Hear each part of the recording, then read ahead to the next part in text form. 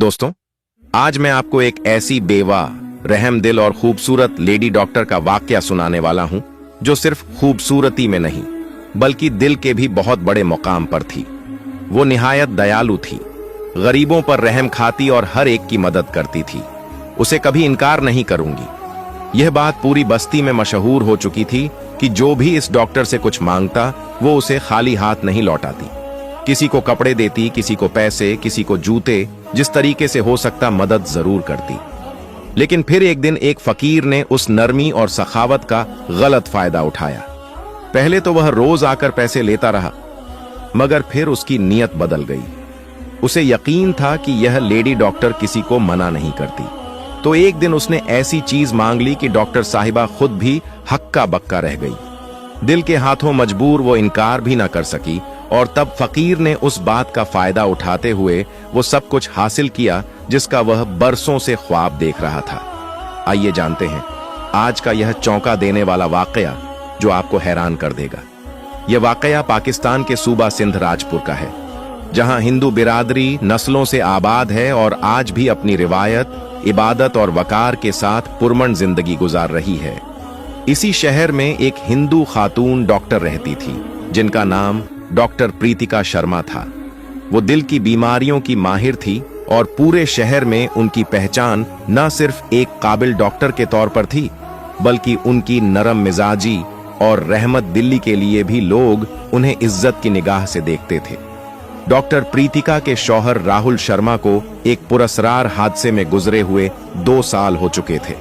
उनकी मौत के बाद प्रीतिका ने अपने जज्बात को खामोशी में दफन करके खूह को इबादत और खिदमत खल्क में झोंक दिया। वो रोज सुबह 7 बजे शंकर मंदिर जाया करती थी, वही पुराना मंदिर जो शहर के बीचों बीच वॉक था और जहां सुबह शाम भक्तों की भीड़ लगती, घंटियों की आवाजें गूंजती और माहौल में एक खास रूहानी कैफियत होती। इसी मंदिर के दाखिली दरवाजे पर एक भिखारी रोज बैठा नजर आता। उसका चेहरा गर्द से स्याह, कब्दे मैले और फटे पुराने, और आंखों में एक ऐसी गहराई जैसे बरसों का दुख छुपा हो। वो हर गुजरने वाले से कुछ ना कुछ मांगता, लेकिन उसकी नजरें हमेशा मंदिर के अंदरूनी दरवाजे पर जमी होती, जैसे किसी का इंतजार कर रहा हो। हर रोज जब प्रीतिका मंदिर आती, पूजा करती और वापस जाती, तो जाते जाते उसी भिखारी को कुछ रुपए दे देती। यह उनकी रोज की आदत थी और इसमें कभी नागा ना होता। भिखारी ना कुछ कहता, ना आंख उठाता, बस हाथ जोड़कर सर झुका देता और प्रीतिका, जो हर किसी से बातचीत की आदी नहीं थी, उसे हल्की सी मुस्कान देती और अपनी गाड़ी में बैठकर अस्पताल चली जाती। जाहिरी तौर पर डॉक्टर प्रीतिका की जिंदगी एक कामयाब, मुकम्मल और बाइज्जत जिंदगी थी। एक बद्दा अस्पताल, समाज में मुकाम, अपना जाति घर। मगर जो दुख उनके दिल में छुपा था वह सिर्फ वही जानती थी। शौहर की जुदाई, तन्हाई और जिंदगी का खालीपन। यही वो गम था जो वो हर रोज मंदिर की सीढ़ियों पर भगवान के सामने पेश करती। एक दिन जब आसमान पर गहरे बादल छा गए और हल्की बूंदाबंदी शुरू हो गई, तो वह हमेशा की तरह मंदिर गई। पूजा मुकम्मल करने के बाद जब वो उस एफकैर को पैसे देने लगी, तो उसने पहली बार अपनी आवाज निकाली। उसकी आवाज भारी और धीमी थी, मगर अल्फाज दिल में उतरने वाले थे। मैडम जी, आप मुझसे शादी कर लीजिए। डॉक्टर प्रीतिका के कदम रुक गए। उन्होंने एफ की कीर को गौर से देखा। उसके चेहरे पर कोई मजाक, सूखी या दीवानगी नहीं थी।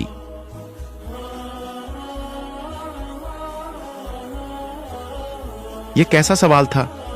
क्या वो पागल था या यह किसी गहरी बेबसी का इजहार था? उन्होंने हल्के से हंसते हुए कहा, तुम भी ना कुछ भी बोलते हो। ये लो पैसे और बारिश से बचकर बैठो।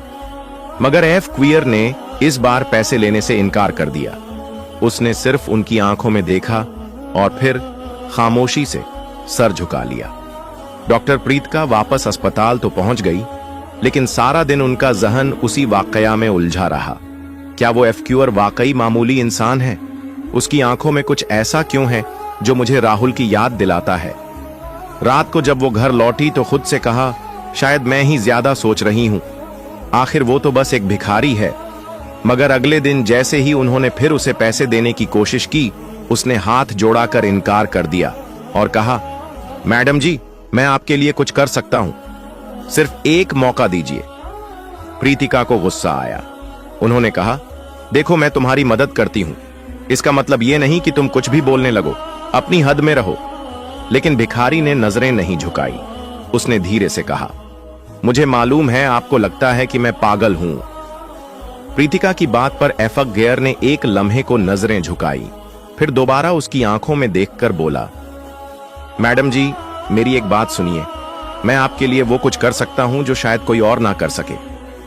उसके लहजे में इतना एतमाद था कि प्रीतिका को एक पल को हैरत हुई।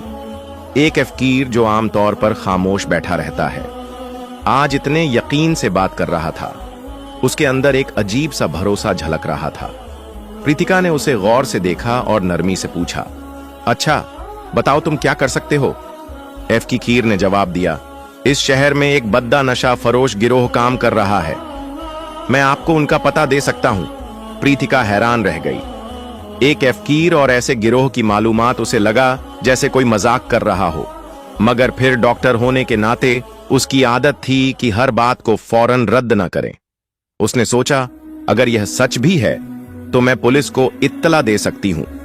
उसने तफसील पूछी तो फकीर ने बताया, कल रात मैंने मंदिर के पास वाले एक पुराने गोदाम में कुछ लोगों को देखा जो नशे की बड्डी डील की बात कर रहे थे।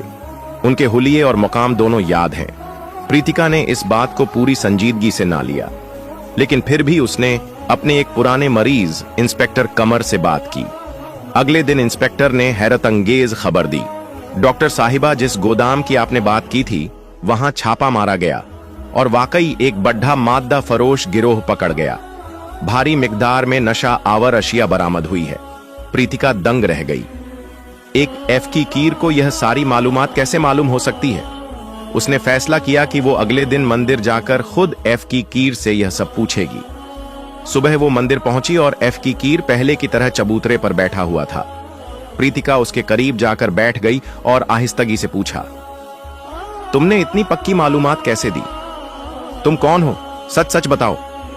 फकीर ने मुस्कुराकर कहा, मैडम जी, मैं वही हूं जो नजर आता हूं, लेकिन मैं इस शहर को बहुत अच्छी तरह जानता हूं, शायद आपसे भी बेहतर। उसकी बातों में ऐसा राज छुपा था जो प्रीतिका को उलझाता जा रहा था। उसके बाद कई दिनों तक फकीर ने प्रीतिका को शहर के मुख्तलिफ इलाकों में हो रहे जुर्म की खबरें दी और हर बार वह खबरें बिल्कुल दुरुस्त निकलती थीं। प्रीतिका अब उसे आम फकीर नहीं समझती थी। वह समझ चुकी थी कि उसके पीछे कोई बधा भेद है, मगर वह जानती थी कि अगर वह इस पर दबाव डालेंगी तो शायद वह सच कभी ना बताएं। इसलिए उसने वक्त के साथ उसे जानने का फैसला किया। अब एक खामोश रिश्ता बन चुका था, ना खैरात का, ना हमदर्दी का, बल्कि एक अजीब सा ताल्लुक। प्रीतिका अब उसे पैसे नहीं देती थी, बल्कि उसके साथ बैठकर बातें किया करती थी। एफआईआर कभी कभी ऐसी बातें करता जो प्रीतिका को राहुल की याद दिला देती थी।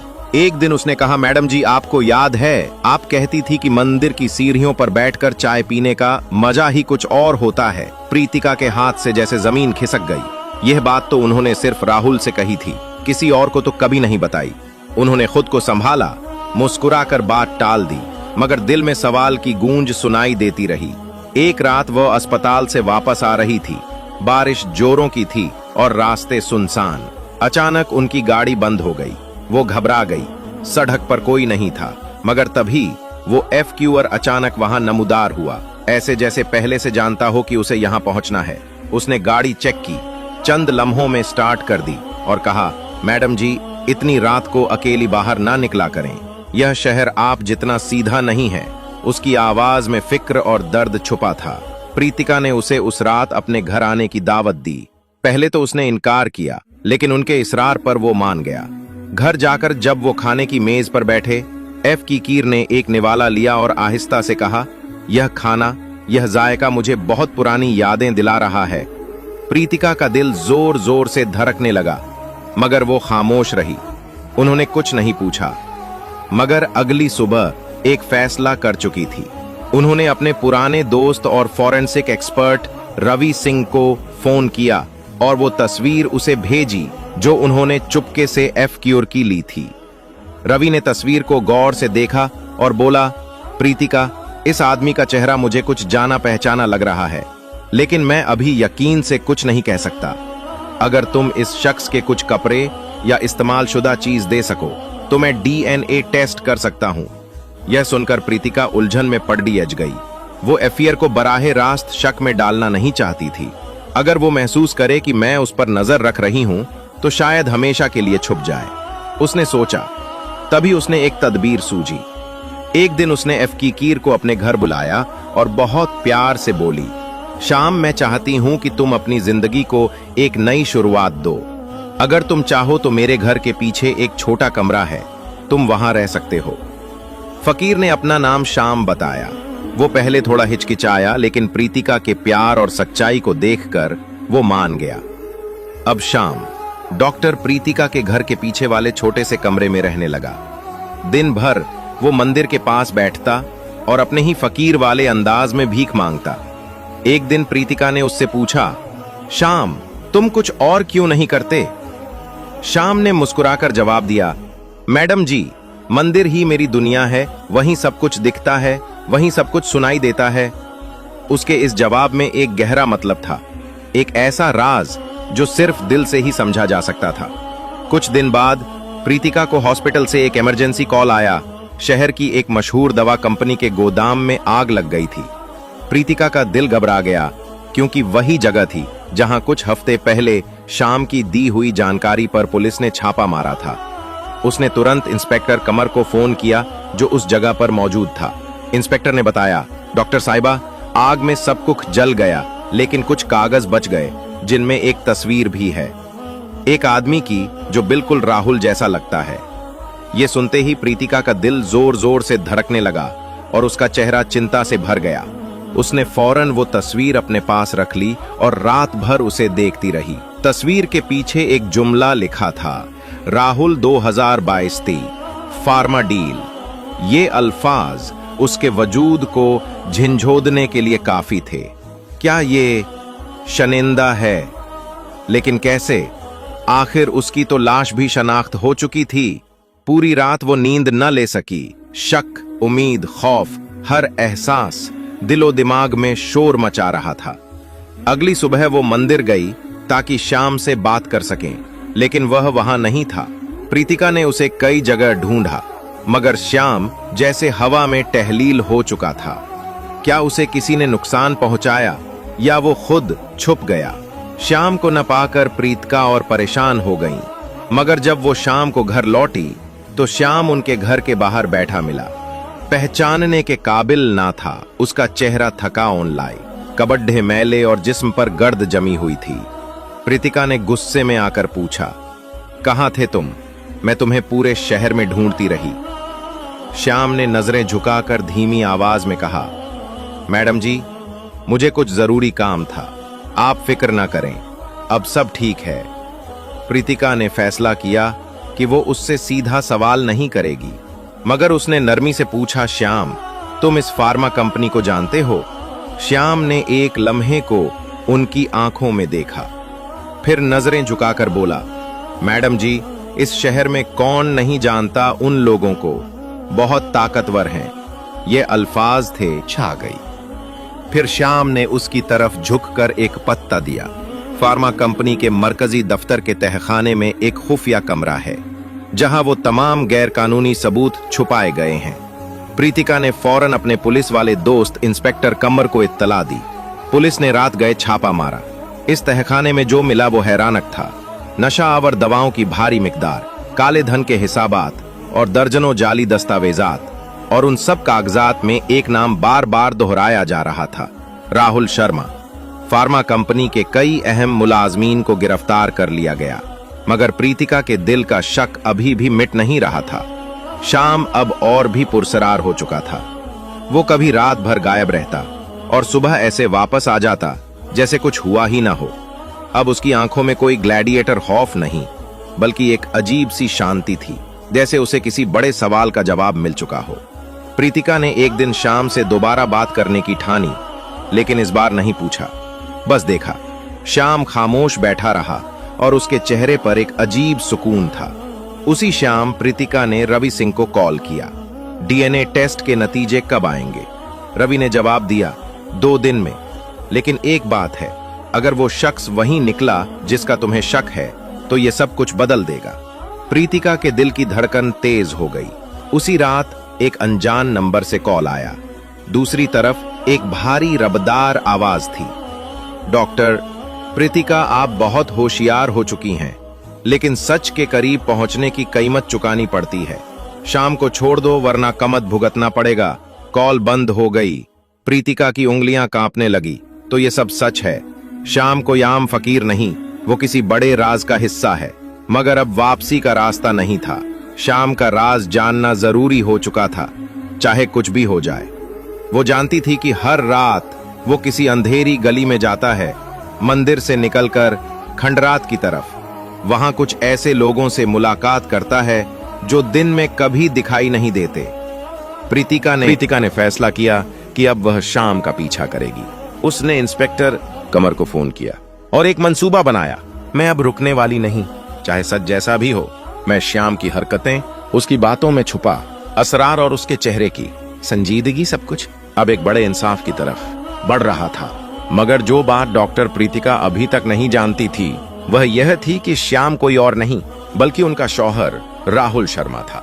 2 साल पहले राहुल की मौत एक सड़क हादसे के तौर पर सामने आई थी, लेकिन वह महज एक साजिश थी। राहुल एक सॉफ्टवेयर इंजीनियर था जो उसी फार्मा कंपनी के लिए काम करता था जिसके खिलाफ श्याम लगातार बातें कर रहा था। राहुल को पता चल गया था कि कंपनी मादा की गैर कानूनी तजारत, मनी लॉन्ड्रिंग और दूसरे काले धंधों में मुलव्विस है। उसने इन जुर्मों को बेनकाब करने का फैसला किया, मगर कंपनी के मालिक राघा मल्होत्रा ने राहुल को रास्ते से हटाने की साजिश रचाई। राहुल किसी तरह बच गया, लेकिन अपनी जान बचाने के लिए उसे अपनी मौत का ड्रामा करना पड़ा। उसने सबसे दूर होकर शहर के अंडरवर्ल्ड में पनाह ली और एक फकीर का रूप इख्तियार कर लिया। मंदिर के बाहर बैठना, चुपचाप सब कुछ देखना और सिर्फ प्रीतिका को रोजाना एक झलक देख लेना, यही उसकी नई जिंदगी का हिस्सा बन चुकी थी। उसने सोचा अगर मैं सामने आया तो राघव मुझे तो मारेगा ही, मगर प्रीतिका भी खतरे में आ जाएगी। इसीलिए राहुल ने श्याम के रूप में एक एक कदम सोच समझ कर रखा और प्रीतिका की मदद से आहिस्ता आहिस्ता इस गंदे कारोबार की जड़ें हिलानी शुरू की। एक रात प्रीतिका और इंस्पेक्टर बकराम ने श्याम का पीछा शुरू किया। वो हमेशा की तरह मंदिर से उठा और शहर की तंग गलियों में चलने लगा। वो बार बार पीछे मुड़कर देखता जैसे उसे किसी का पीछा होने का शक हो। काफी देर बाद वो एक पुराने जले हुए गोदाम के पास रुका। यह वही गोदाम था जहां चंद हफ्ते पहले आग लगी थी। प्रीतिका का दिल धड़कने लगा। क्या यह वही जगह है जहां राहुल की तस्वीर मिली थी? क्या श्याम यहां कुछ खास तलाश करने आया है? बकराम ने इशारा किया कि वह छुपकर गोदाम के पीछे जाए। वहां एक और शख्स श्याम से आहिस्ता आवाज में बात कर रहा था। एक लंबा पतला आदमी जिसके चेहरे पर घनी दाढ़ी थी। उनकी बातें वाज सुनाई नहीं दे रही थी, लेकिन वह शख्स शाम को एक छोटा सा पैकेट देकर तेजी से गलियों में गायब हो गया। बकराम ने प्रीतिका से कहा, है वह पैकेट देखना होगा, हो सकता है कोई सबूत हो। मगर प्रीतिका की नजर शाम पर जमी हुई थी। वो गोदाम के अंदर गया और अंधेरे में जा बैठा। जब प्रीतिका और बकराम कुछ देर बाद अंदर दाखिल हुए तो वहां जली हुई लकड़ी और केमिकल की बदबू फैली हुई थी। एक कोने में श्याम एक पुरानी मेज पर बैठा कुछ कागजात देख रहा था। उसने वहीं पैकेट खोला हुआ था जिसमें चंद तस्वीरें और एक यूएसबी ड्राइव थी। प्रीतिका और बकराम यह सब दूर से देख रहे थे। अचानक श्याम ने वह तस्वीरें जला दी। प्रीतिका हिल गई। क्या वह सबूत मिटा रहा है या उनमें कुछ ऐसा था जिसे वह छुपाना चाहता है? बकराम ने आहिस्तगी से कहा, हे अभी बात नहीं करनी चाहिए, शायद वह किसी बड़े नेटवर्क का हिस्सा हो, हमें मजीद सबूत दरकार है। प्रीतिका ने हाँ में सर हिलाया, मगर उसका दिल उलझ चुका था। श्याम की हर हरकत, हर खामोशी और हर नजर अब सब कुछ राहुल की याद दिलाता था। वो जानती थी कि अब वक्त बहुत करीब है जब सच मुकम्मल तौर पर सामने आ जाएगा। अगली सुबह प्रीतिका ने मामूल के अंदाज में श्याम से बात करने की कोशिश की, मगर वह हमेशा की तरह खामोश रहा। उसने खामोशी से नाश्ता किया और फिर अपने कमरे में चला गया जैसे कुछ हुआ ही ना हो। एक शाम की परसरार खामोशी अब प्रीतिका के दिल को खटकने लगी थी। एक रात जब वह कमरे में आई तो देखा श्याम सो चुका है। उसने गौर किया कि वही यूएसबी ड्राइव श्याम की जेब में अभी भी रखी है जो वह गोदाम से लेकर आया था। प्रीतिका ने आहिस्तगी से ड्राइव निकाली और दबे पांव अपने लैपटॉप की तरफ बढ़ी। ड्राइव में कई फाइलें थीं, कुछ ऑडियो रिकॉर्डिंग्स, कुछ तस्वीरें और एक वीडियो। दिल की धड़कन तेज होने लगी, मगर वह हिचकिचाई नहीं। पहले उसने एक ऑडियो रिकॉर्डिंग चलाई। 2 आदमियों की आवाजें सुनाई दी। एक आवाज राघव मल्होत्रा की थी, जिसे वह एक चैरिटी इवेंट में मिल चुकी थी। दूसरी आवाज किसी अनजान शख्स की थी जो किसी खुफिया प्रोजेक्ट का जिक्र कर रहा था। साहब, अगर यह फाइल लीक हो गई तो हम सब गए। वो सॉफ्टवेयर वाला बहुत कुछ जानता है। राघा ने जवाब दिया, फिक्र ना करो, वह अब हमारे रास्ते में नहीं है, मगर एहतियात जरूरी है। प्रीतिका का दिल जोर जोर से धड़कने लगा। क्या वह सॉफ्टवेयर वाला राहुल था? फिर उसने तस्वीरें खोली। उनमें राघा और उसके साथी गोदाम में नशा और अशिया की पैकिंग करते दिखाई दे रहे थे। लेकिन एक आखिरी तस्वीर ने प्रीतिका को हिला कर रख दिया। तस्वीर में एक शख्स खड़ा था जिसका चेहरा धुंधला था, मगर उसकी आंखें और चाल राहुल जैसी। एक तस्वीर के नीचे लिखा था 2022। अब उसने वीडियो चलाया। वीडियो में राघा किसी शख्स से कह रहा था, तुमने जो कहा वो किया, लेकिन याद रखो, अगर तुमने हमें धोखा दिया तो तुम्हारी बीवी को भी नहीं छोड़ेंगे। उस शख्स ने जवाब दिया, मैं वादा करता हूं सब कुछ करूंगा, लेकिन मेरी बीवी को इस सब से दूर रखूं। प्रीतिका की सांसें रुक गईं। ये आवाज ये तो श्याम की है, लेकिन वह राघा से क्यों बात कर रहा है? उसे मेरा नाम कैसे मालूम? उसका दिमाग शून्य हो गया। क्या श्याम वाकई राहुल है? और अगर हां, तो वह राघा से मिल रहा है। यह सब क्या है? उसने यूएसबी वापस श्याम की जेब में रख दी। उसका दिल कह रहा था कि श्याम पर अब भरोसा नहीं रहा, लेकिन उसकी बातों में ऐसी सच्चाई भी थी जो उसे रोक रही थी। अब साफ जाहिर होने लगा था कि श्याम यानी राहुल राघा के खिलाफ अंदर से खेल रहा है। अपनी मौत का ड्रामा रचाकर वो इस खतरनाक नेटवर्क को अंदर से तोड़ने की कोशिश कर रहा था। और अब जबकि प्रीतिका सच के करीब पहुंचने लगी थी, श्याम उसे हर मुमकिन हद तक बचाने की कोशिश कर रहा था। मगर दूसरी तरफ राघा को भी श्याम पर शक होने लगा था। उसने अपने लोगों को श्याम पर नजर रखने की हिदायत दे दी। अगले दिन रवि सिंह का फोन आया। प्रीतिका डीएनए टेस्ट के नतीजे आ गए हैं, लेकिन मैं फोन पर नहीं बता सकता। फौरन मेरे ऑफिस आ जाऊं। प्रीतिका ने शाम को कुछ नहीं बताया। वह तेजी से तैयार हुई और रवि के ऑफिस की तरफ रवाना हो गई। रवि ने उसे एक लिफाफा थमाया और कहा, यह नतीजे तुम्हारी जिंदगी बदल सकते हैं, बहुत ध्यान से पढ़ना। जैसे ही उसने लिफाफा खोला, उसका फोन बजने लगा। इंस्पेक्टर बकराम की घबराई हुई आवाज थी, तुम फौरन जहां हो वहां से निकलो, शाम को कुछ लोग उठाकर ले गए हैं। मुझे लगता है यह राघा के आदमी है। प्रीतिका का दिल जैसे डूबने लगा। उसने लिफाफा फौरन अपनी जेब में डाला और बगैर एक लम्हा जाया कि गाड़ी में बैठकर निकल पड़ी। अब प्रीतिका को यकीन हो चुका था कि श्याम कोई आम फकीर नहीं। उसकी आंखों में छुपी कहानी, उसकी खामोशी में छुपा दर्द और हर अंदाज, सब कुछ राहुल की याद दिला रहा था। आखिरकार सच उनके सामने खुलने लगा था। श्याम दरअसल उनका शौहर राहुल शर्मा ही था। वो राहुल जिसे सब ने 2 साल पहले एक हादसे में खो दिया समझा था, दरअसल जिंदा था और एक खौफनाक साजिश के खिलाफ तन्हा जंग लड़ रहा था।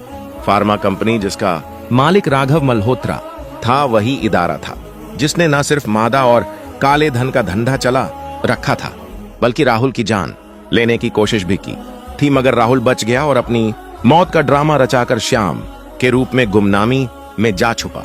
वो मंदिर के बाहर इसलिए बैठता था ताकि दूर से प्रीतिका को देख सके। वो जानता था कि अगर वह सामने आ गया तो राघा उसे और प्रीतिका दोनों को खत्म करने की कोशिश करेगा।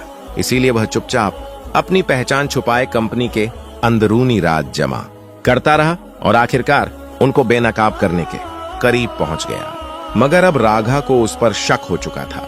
उसने शाम को अगवा करवा लिया और शहर के बाहर एक सुनसान बोसीदा कारखाने में ले गया। इस वक्त बारिश जोरों की थी। आसमान बिजली से गूंज रहा था और हर चीज खौफ का मंजर पेश कर रही थी। प्रीतिका इंस्पेक्टर विक्रम के साथ कारखाने पहुंची। विक्रम ने पिस्तौल निकाला और उसे पीछे रहने का इशारा किया, मगर प्रीतिका ने इनकार कर दिया। मुझे श्याम को देखना है, उसे बचाना है। कारखाने के अंदर श्याम एक कुर्सी से बंधा हुआ था। राघा उसके सामने खड़ा तंजिया हंसी हंस रहा था। तू सोचता था हमें धोखा देगा? अब बता, तू असल में कौन है? तू वही सॉफ्टवेयर वाला है ना?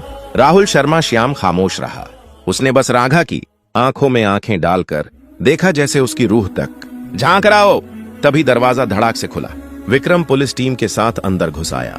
हाथ ऊपर, राघव तुम्हारी चालें अब खत्म हो चुकी हैं। गुंडों ने हथियार उठाए, मगर पुलिस की भारी नफरी देखकर पीछे हट गए। प्रीतिका दौड़ती हुई श्याम के पास पहुंची।